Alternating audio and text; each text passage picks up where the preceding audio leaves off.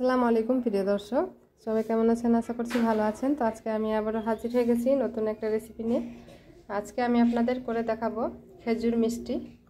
তো এই খেজুর মিষ্টিটা কিভাবে বানাচ্ছি প্রথম থেকে শেষ পর্যন্ত দেখার অনুরোধ রইল। তো আমি এখানে নিয়ে নিচ্ছি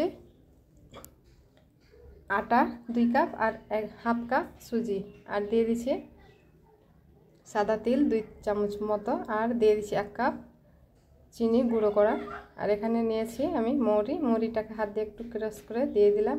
দিয়ে এখানে দিয়ে দেব এলাচের গুঁড়ো, আর দিয়ে দিচ্ছি সল্টেড বাদাম গুঁড়ো করা। এভাবে একটু গোটা গোটা হয়ে আছে। এবার সবগুলো উপকরণ একসঙ্গে মিশিয়ে নিচ্ছি ভালো করে। তো সবগুলো উপকরণ ভালো করে মিশিয়ে নেওয়া হয়ে গেলে এখানে নিয়েছি 1/4 কাপ ঘি। তো ঘিটাকে আমি সম্পূর্ণ দিয়ে এবার আমি আটাটা ময়াম করে নেব।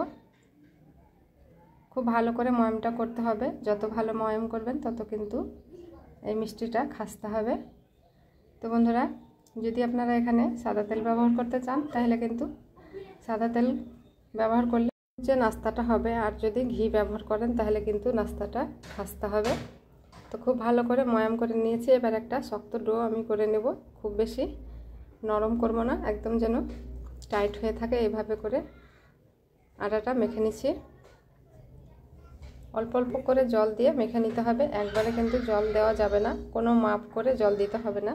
অল্প অল্প করে দিয়ে আইডিয়াটা বুঝে নিতে হবে যে কতটা জল লাগবে। তো দেখতে পাচ্ছেন শক্ত একটা ডো আমি মেখে নিয়েছি, আর কোনো রকম জল দেব না।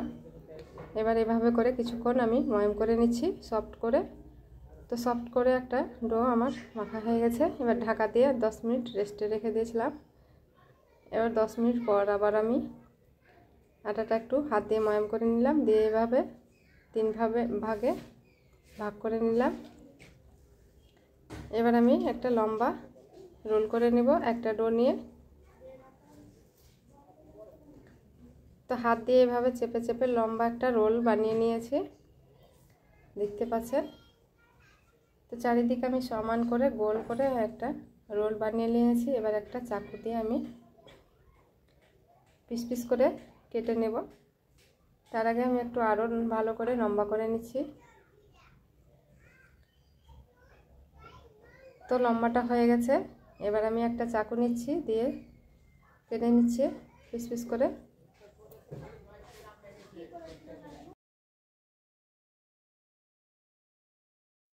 এইভাবে করে একটু তেকচ করে কিন্তু পিসগুলো করবেন, তাহলে কিন্তু এই মিষ্টিটার দেখতে ডিজাইনটা খুব ভালো লাগবে আর খেতেও খুবই সুন্দর হবে।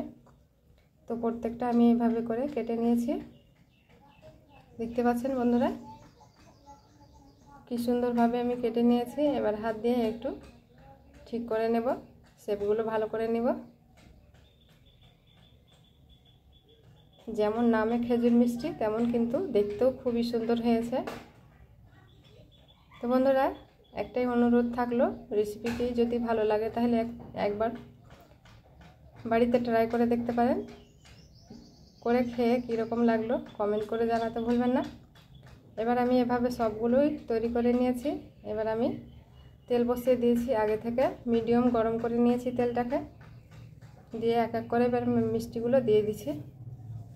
একদম এখন চুলোর আঁচটা একদম লোয়ে থাকতে হবে। তো কিছুক্ষণ এভাবে রাখার পর আমি উল্টে দেব।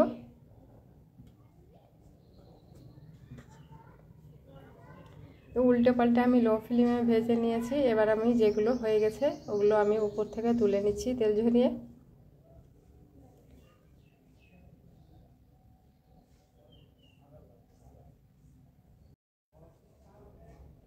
এবার আমি বাকিগুলোকে ভেজে নিচ্ছি একইভাবে।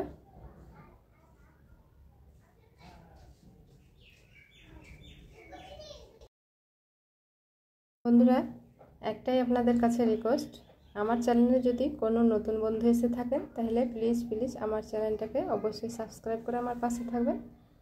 তো বন্ধুরা, একইভাবে আমি সবগুলো মিষ্টি ভেজে নিয়েছি, আর কিছুটা পরিমাণ মানে একটু বেশি খড়িয়ে গেছে।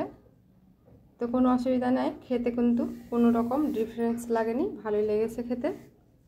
তো বন্ধুরা, দেখতে পাচ্ছেন কি সুন্দর লাগছে। তো একটা আমি আপনাদের ভেঙেও দেখাচ্ছি কতটা খাস্তা আর মুচমুচে হয়েছে। এই যে হাতে একটু নাড়তেই কিন্তু ভেঙে গুঁড়ি হয়ে যাচ্ছে। আর এরকম যদি অ্যাটাইন বক্সে আপনারা রেখে মাছ জুড়ে খেতে চান তাহলে কিন্তু যে কোনো ডাব্বায় কিংবা কোটায় ভরে মাছ জুড়ে খেতে পারেন। তো রেসিপিটি কেমন হয়েছে ভালো লাগলে একটা অবশ্যই লাইক দিতে ভুলবেন না। আর আমার চ্যানেলটাকে সাবস্ক্রাইব করে আমার পাশে থাকবেন। এতক্ষণ সঙ্গে থাকার জন্য অসংখ্য ধন্যবাদ। দেখা হচ্ছে নেক্সট ভিডিও নিয়ে। ততক্ষণ সবাই ভালো থাকবেন, সুস্থ থাকবেন। আল্লাহ হাফিজ।